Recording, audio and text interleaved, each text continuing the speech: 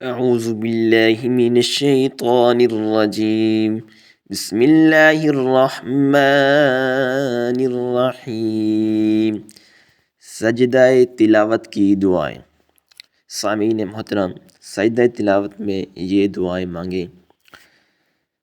Number 1، سجد وجهي للذي خلقه وصوره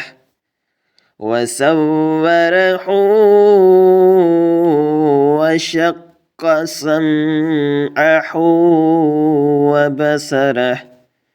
وبصره بحوله وقوته۔ ترجمہ: میرے چہرے نے اس ذات کو سجدہ کیا جس نے اسے پیدا کیا اور اسے صورت دی، اور اپنی قوت اور قدرت سے اس کے کان اور آنکھیں کھولی۔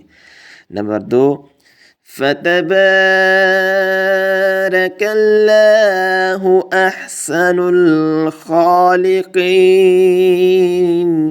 ترجمہ: بہت ہی برکت والا ہے اللہ، سب سے اچھا پیدا کرنے والا۔ یا رب اغفر لی، یا رب اغفر لی، اے رب مجھے بخش دے۔